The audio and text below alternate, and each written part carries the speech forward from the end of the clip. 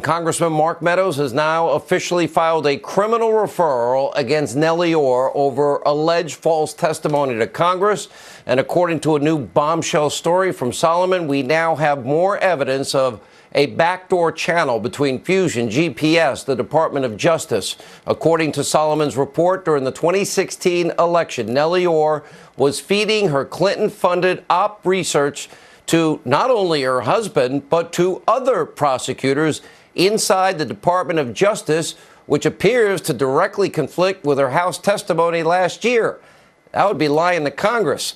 Here to explain it all from the Hill is John Solomon. He's also our investigative reporter, along with the #1 best-selling author of The Russian Hoax, the illicit scheme to clear Hillary Clinton frame Donald Trump. Fox News investigative reporter Sarah Carter. By the way, let me say to all three of you that what Barr confirmed today, it's over. The Mueller report is over. He's not changing his mind. No collusion, no obstruction. But did talk about criminal investigations into every single thing the three of you, I added a little bit myself, just a little, that we have discussed for 2+ years on this program. I know. By the way, I'm not happy about it. This isn't good for the country, but it's imperative for the rule of law. John Solomon, let's go to the Ukraine issue. Also, remember, there's a New York Times piece trying to protect Joe Biden today because he literally held hostage American tax dollars as a means of browbeating the firing of the top law enforcement official in Ukraine who was investigating his own son. Yeah.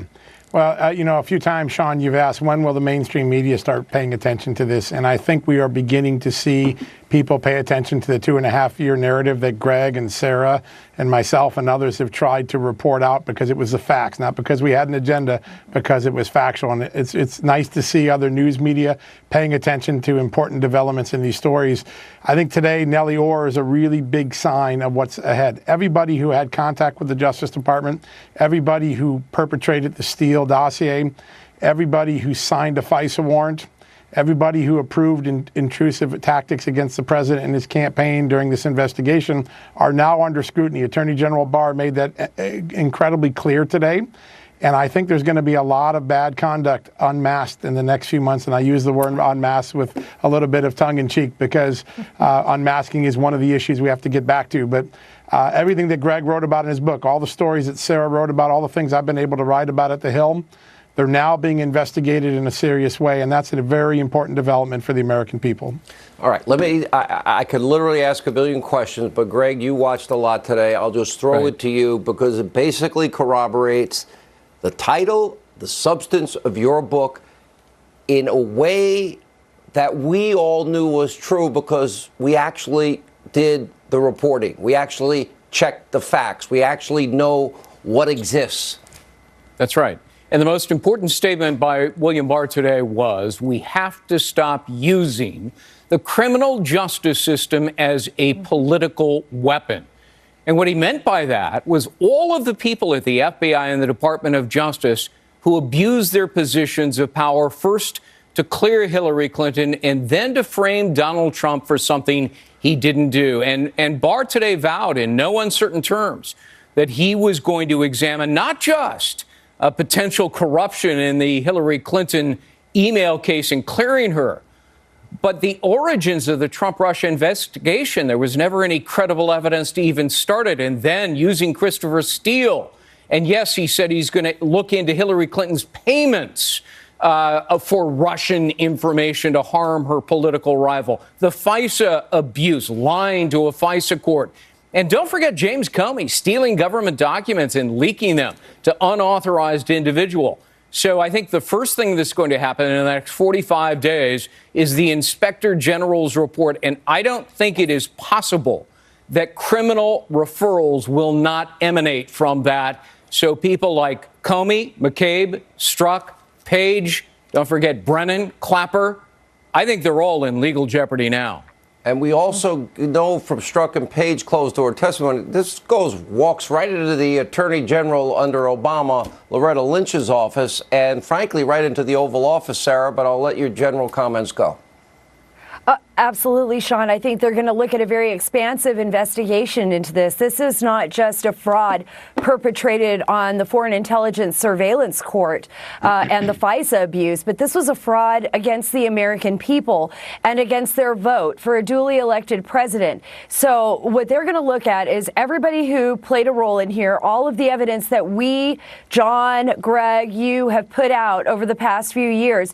They're going to look at that. They're going to look at the connections with the people, the most senior people in the Obama administration. Let's just bring up Ben Rhodes. I mean, we just saw an interview with him with Nicholas Balassi where Ben Rhodes says we knew nothing. We knew nothing about what's going on. Well, Ben Rhodes, that was his job, was to know what was going on. So right off the bat, I think there's a conflict there in his own statement. He and Susan Rice would have certainly been aware of investigations. So I think he's going to be drawn back into this. I think the American people deserve answers. Most importantly, just as Greg said and John said, Michael Horowitz is going to come out with his report. There will certainly be criminal referrals. Let me ask all three of you an exit question. And again, I applaud all of you. And I know you have a lot of work. We all have a lot of work ahead of us. This is not going to be over in a day, a week, a month. It'll take a year, but it's coming out. Do you agree with my statement that the Attorney General confirmed today it's over? The Mueller report is over, and that he really announced today that everything we've been reporting for 2 years is now beginning.